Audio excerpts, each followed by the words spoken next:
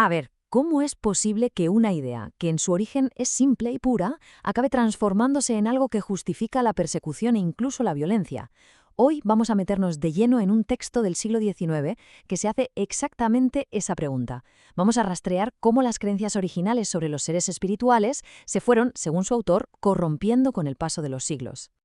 Y fijaos, el análisis arranca con esta advertencia, que es muy directa, pero esto no es solo una cita para empezar, ¿no?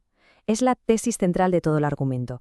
Nos está planteando que hay que mirar con lupa cómo las ideas pueden desviarse de su rumbo original, a veces con unas consecuencias, con unas consecuencias tremendas.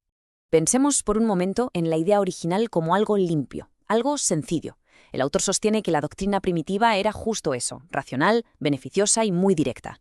Y esa simplicidad, afirma, era precisamente su gran fortaleza, mucho antes de que las influencias externas y la propia naturaleza humana empezaran a enturbiarlo todo.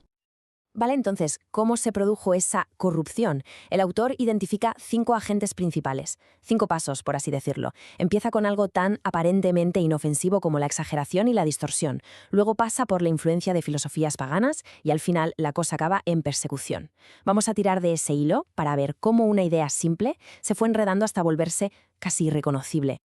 Venga, pues empecemos por el lado de la luz, por así decirlo. El primer punto de inflexión, según el texto, lo encontramos en cómo se concebían los seres benévolos, los ángeles, los santos y sobre todo una figura que va a adquirir una importancia absolutamente descomunal, María.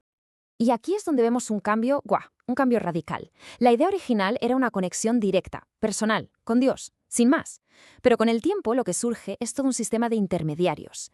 El autor defiende que esto no fue una evolución natural, sino más bien una importación de filosofías paganas, donde los dioses principales operaban a través de toda una corte de divinidades menores. Y claro, de todos esos intermediarios, no hay ninguno que ilustre mejor esta transformación, según el autor, que la figura de María. Vamos a ver cómo pasó de ser una figura humana a convertirse en algo casi divino. Ojo, que esto no pasó de un día para otro, ni mucho menos. Fue una escalada lentísima, de más de 1500 años. Empezó con algo tan sencillo como oraciones, en el siglo III, pidiendo su intercesión. Luego pasó a ser nombrada oficialmente Madre de Dios. Y ya la cosa culminó, en el siglo XIX, con dogmas que cimentaron su estatus casi divino. Es que el contraste es brutal. Si nos vamos al Nuevo Testamento, las referencias son mujer, madre de Jesús, cosas, digamos, terrenales. Siglos más tarde, los títulos son reina del cielo o incluso esposa de Dios. O sea, el cambio en el lenguaje lo dice todo, ¿no? Refleja un giro de 180 grados en la teología y en la perfección de su figura. Vale. Ya hemos visto lo que pasó con la visión del bien, cómo se magnificó. Pues, ¿qué pasó con la visión del mal? Pues exactamente lo mismo, pero a la inversa. El autor aplica la misma lógica punto por punto a la demonología y argumenta que la idea del diablo y los demonios se transformó de una manera igual de drástica, si no más.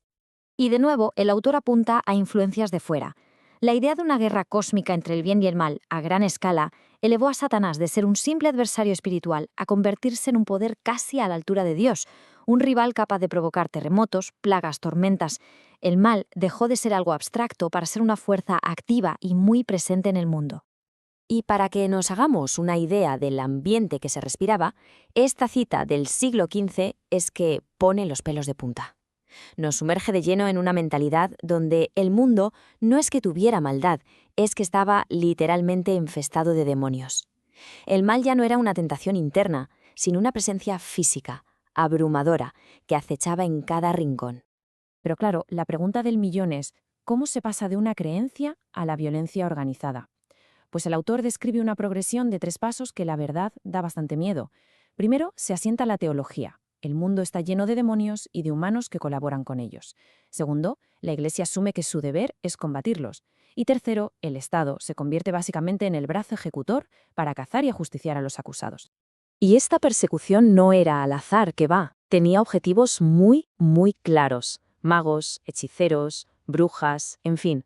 Cualquiera que se desviara un poco de la norma o que practicara saberes antiguos era sospechoso. Se convirtieron en el chivo expiatorio perfecto para una teología que necesitaba enemigos visibles a los que señalar. ¿Y cuál fue el coste humano de esta teología del miedo? El autor nos da una cifra, y es devastadora. 1 millón. Se estima que 1 millón de personas fueron ejecutadas por brujería. Esto no es solo un número, es la consecuencia final, la más trágica. de cómo una idea, al corromperse, puede acabar generando un terror absoluto. Claro, después de escuchar una cifra así, la pregunta sale sola: ¿y de quién es la culpa de todo esto? El autor dedica la última parte de su argumento a intentar responder precisamente a esa pregunta. La cuestión es crucial. ¿El problema estaba ya en la doctrina original? ¿Contenía de alguna forma la semilla de esta violencia? ¿O fue algo que se le añadió, que la contaminó mucho después? Pues la respuesta del autor es muy clara. No culpa a la enseñanza original. La culpa, dice él, hay que dejarla a las puertas de la pobre, pueril, frágil y errante naturaleza humana. Vamos, que la culpa, en definitiva, es de las personas. El autor termina con una metáfora muy potente. Dice que las doctrinas eran puras, como agua limpia, pero se vertieron en vasijas humanas que estaban sucias. Por lo tanto, no fueron las ideas las que estaban mal de origen, sino los recipientes, es decir, nosotros, los que las contaminamos con nuestros miedos, nuestros prejuicios y nuestra propia ignorancia. Y todo este análisis nos deja con una reflexión final que va mucho más allá de este caso concreto. Nos obliga a preguntarnos por esa relación tan complicada entre una idea y la forma en que es interpretada y llevada a la práctica. ¿Se puede separar de verdad una idea de sus consecuencias? ¿Dónde termina la responsabilidad de la idea y dónde empieza la de quien la ejecuta? Es una pregunta que desde luego resuena mucho más allá de este texto del siglo XIX.